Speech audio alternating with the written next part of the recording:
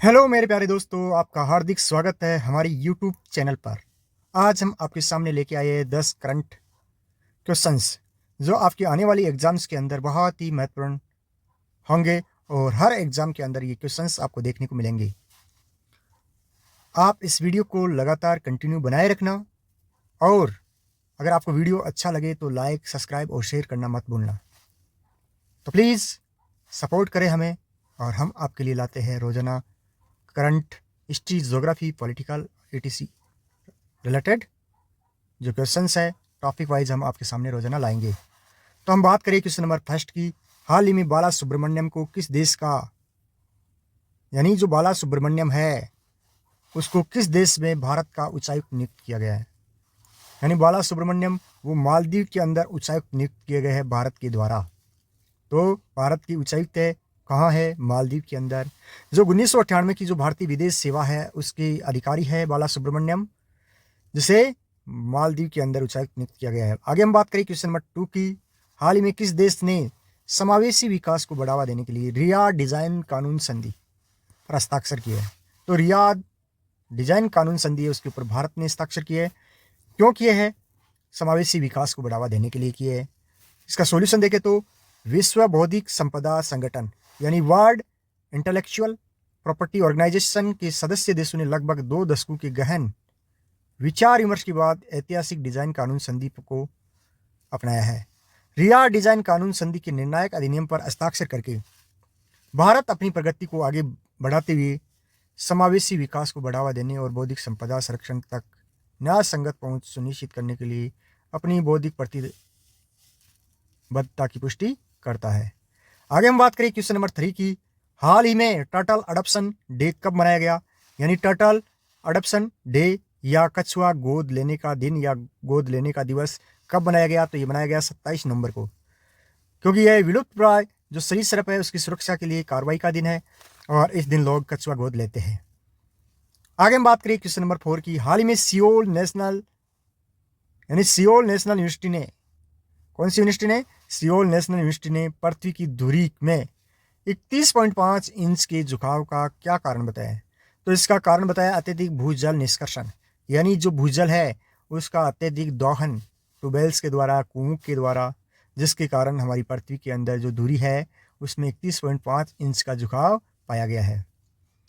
आगे इसका सॉल्यूशन देखें तो पृथ्वी मात्र 17 वर्षों में 31.5 इंच पूर्व की ओर झुक गई है।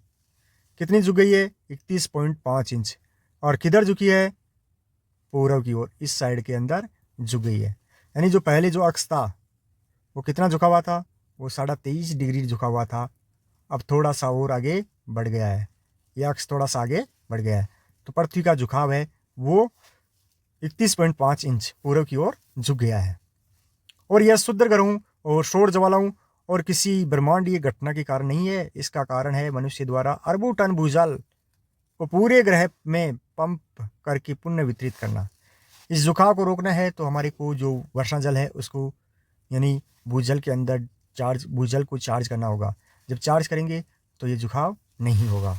आगे हम बात करें सियोल नेशनल यूनिवर्सिटी के भूभौतिकविद की वीएन सेवो द्वारा एक अध्ययन से पता चला है कि विशाल जल आंदोलन ने पृथ्वी के घूर्णन ध्रुव को किसी भी अन्य जलवायु संबंधी कारक से अधिक प्रभावित किया है। तो अन्य किसी जलवायु कारक से अधिक प्रभावित करने वाला कारक है पृथ्वी से अत्यधिक जो भूजल है उसका दोहन करना, जिसके कारण पृथ्वी का झुकाव है वो बढ़ चुका है या इंक्रीज हो चुका है। आगे हम बात करें क्वेश्चन नंबर 5 की। तो दोस्तों क्वेश्चन नंबर 5 है, हाल ही में ब्रह्मोस जो मिसाइल है एरोस्पेस का प्रमुख किसे नियुक्त किया गया है? ब्रह्मोस एरोस्पेस जिसका प्रमुख या हेड किसे नियुक्त किया गया है? तो जो मिसाइल वैज्ञानिक है डॉक्टर जयतीर्थ राघवेंद्र जोशी, उसको ब्रह्मोस एरोस्पेस का नया प्रमुख नियुक्त किया गया है। वो 1 दिसंबर 2024 से नई नियुक्ति ग्रहण करेंगे। आगे हम बात करें क्वेश्चन नंबर 6 की। तो हाल ही में किसने बाल विवाह मुक्त भारत अभियान शुरू किया है? बाल विवाह मुक्त भारत अभियान किसने शुरू किया है? तो ये अन्नपूर्णा देवी है जिन्होंने बाल विवाह मुक्त भारत अभियान शुरू किया है। और यह अभियान जो बेटी बचाओ बेटी पढ़ाओ 2015 के अंदर पानीपत हरियाणा से मोदी जी ने जो अभियान स्टार्ट किया था उसी की तर्ज पर ये शुरू हुआ है। केंद्रीय महिला एवं बाल विकास मंत्री अन्नपूर्णा देवी यानी केंद्रीय महिला और बाल विकास मंत्री, जो पहले स्मृति ईरानी हुआ करती थी, अब है अन्नपूर्णा देवी। यानी आज बुधवार को तो तारीख कौन सी हुई? 27 नवंबर 2024 को। बुधवार की जगह आप 27 नवंबर 2024 कर सकते हो। 2024 को दिल्ली के विज्ञान भवन में राष्ट्रीय अभियान बाल विवाह मुक्त भारत का शुभारंभ किया।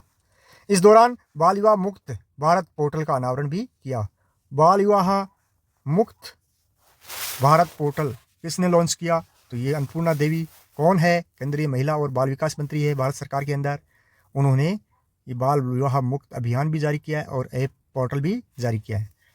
आगे, ये राष्ट्रीय अभियान प्रधानमंत्री नरेंद्र मोदी की 22 जनवरी 2015 को शुरू की गई प्रमुख योजना बेटी बचाओ बेटी पढ़ाओ की सफलता से प्रेरित है। आगे हम बात करें क्वेश्चन नंबर 7 की। तो हाल ही में किस देश के केंद्रीय बैंक ने 8% पर ओवरनाइट पॉलिसी रेट शुरू करने की घोषणा की है? जो ओवरनाइट पॉलिसी रेट है वो 8% पर शुरू करने की घोषणा किस देश के केंद्रीय बैंक ने की है? तो वो की है श्रीलंका के केंद्रीय बैंक ने। ओवरनाइट पॉलिसी रेट क्या है? तो वह ब्याज दर है जिस पर एक डिपॉजिटरी संस्था तुरंत उपलब्ध धन, यानी केंद्रीय बैंक के भीतर राशि जो तुरंत उपलब्ध धन होता है, वो किसी अन्य डिपॉजिटरी संस्था को रातों रात उधार दे सकती है। जैसे ये कोई डिपॉजिटरी संस्था है, जैसे आरबीआई मान लो। इसके अंदर इसके भीतर जो राशि होती है, शेष राशि, बचा हुआ धन होता है, रिजर्व स्टॉक होता है, वो किसी अन्य बैंक को रातों रात उधार देती है, तो वो कहलाता है ओवरनाइट पॉलिसी या ओवरनाइट ऋण। और इसके ऊपर जो टैक्स लगता है, जो इंटरेस्ट लगता है, वो उसकी पॉलिसी रेट होती है, वो कितनी रखी है? 8%। किसने रखी है? श्रीलंका ने। तो श्रीलंका का जो केंद्रीय बैंक है उसने 8% ओवरनाइट पॉलिसी रेट शुरू करने की घोषणा कर दी है। आगे हम बात करें क्वेश्चन नंबर 8 की। तो हाल ही में किसने नई कुटीर और ग्रामीण उद्योग नीति का अनावरण किया है?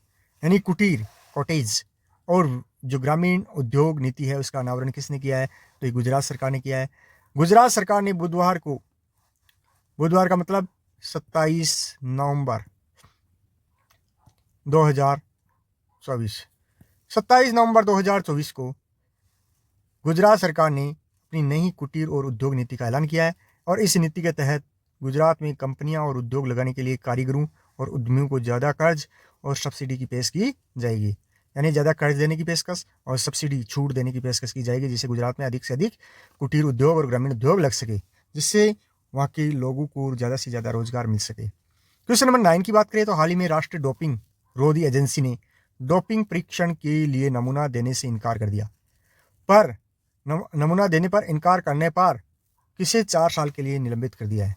किसने किया है? राष्ट्रीय डोपिंग रोधी एजेंसी, जिसका हेडक्वार्टर है दिल्ली के अंदर। स्टेबलाइज, यानी इसकी स्थापना 2005 के अंदर हुई। और ये डोपिंग परीक्षण के लिए नमूना देने से इनकार करने वाला व्यक्ति है बजरंग पूनिया, जिसके ऊपर 4 साल के लिए बैन लगा दिया है या निलंबित कर दिया 4 साल के लिए इसको। तो ये बजरंग पूनिया को किया है। किसने किया? राष्ट्रीय डोपिंग रोधी एजेंसी, जिसकी स्थापना 2005 में हुई, हेडक्वार्टर नई दिल्ली के अंदर है। राष्ट्रीय डोपिंग रोधी एजेंसी नाडा, जिसको हम बोलते हैं नेशनल एंटी डोपिंग एजेंसी, ने मंगलवार यानी 26 नवंबर 2024 को बजरंग पूनिया को 10 मार्च को राष्ट्रीय टीम के लिए चयन ट्रायल के दौरान डोप परीक्षण के लिए अपना नमूना देने से इनकार करने पर 4 साल के लिए 26 नवंबर 2024 को उन पर उसका निलंबन कर दिया है या प्रतिबंधित कर दिया है। राष्ट्रीय डोपिंग रोधी एजेंसी का गठन 24 नवंबर 2005 को हुआ था। कब हुआ था? 24 नवंबर 2005 को। भारतीय राष्ट्रीय डोपिंग रोधी एजेंसी भारत का राष्ट्रीय संगठन है जो सभी प्रकार के खेलों में डोपिंग नियंत्रण कार्यक्रम को बढ़ावा देने और समन्वय करने और निगरानी करने के लिए जिम्मेदार है। आगे हम बात करें क्वेश्चन नंबर 10 की। तो क्वेश्चन नंबर 10 है, हाल ही में केंद्रीय मंत्री गजेंद्र सिंह शेखावत या गजू बना, जो केंद्रीय मंत्री है, उन्होंने अंतर्राष्ट्रीय पर्यटन मार्ट यानी इंटरनेशनल टूरिज्म मार्ट के 12वीं संस्करण का उद्घाटन कहाँ किया? तो ये कहाँ किया है? काजीरंगा टाइगर रिजर्व, असम के अंदर किया है। कहाँ किया है? असम के अंदर काजीरंगा टाइगर रिजर्व के अंदर किया है, क्योंकि इसके 50 साल पूर्ण होने के उपलक्ष्य में 50 साल पूर्ण होने के उपलक्ष्य में ये कार्यक्रम होने जा रहा है।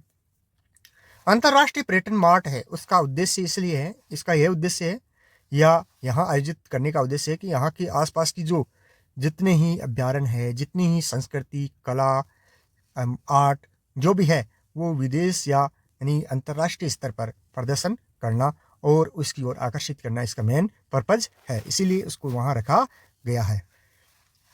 सॉल्यूशन देखें तो 26 नवंबर से 29 नवंबर 2024 तक असम के काजीरंगा में ITM यानी इंटरनेशनल टूरिज्म मार्ट का आयोजन किया गया। केंद्रीय पर्यटन और जो संस्कृति मंत्री है गजेंद्र सिंह शेखावत जोधपुर से ने आज यानी कब 26 नवंबर 2024 को काजीरंगा में पर्यटन मार्ट यानी ITM के 12वें संस्करण का उद्घाटन किया गया। इस अवसर पर असम के मुख्यमंत्री डॉक्टर हिमंता बिस्वा शर्मा और अरुणाचल प्रदेश के मुख्यमंत्री पेमा खांडू उपस्थित थे। असम पर्यटन विकास निगम लिमिटेड द्वारा प्रकाशित असम पर एक कॉफी टेबल बुक का भी विमोचन हुआ, जिसका नाम है गुवाहाटी एंड अराउंड, गुवाहाटी और उसके चारों ओर का भी विमोचन हुआ है। और इसके अंदर चराई देव मोईदम्स और रंगघर, काजीरंगा नेशनल पार्क और हाथुकुली चाय बागान और आर्किड और बायोडाइवर्सिटी पार्क तकनीकी दौरे शामिल है। यानी इनके अंदर भी इनका भी जो विदेशी मेहमान है वो आएंगे और इनका निरीक्षण करेंगे।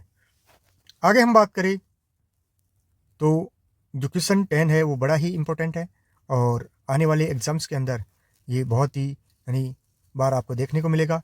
तो प्यारे दोस्तों, आपको वीडियो हमारा अच्छा लगा होगा तो प्लीज़ एक बार फिर से लाइक, सब्सक्राइब एंड शेयर। जय हिंद, जय भारत मेरे प्रिय दोस्तों।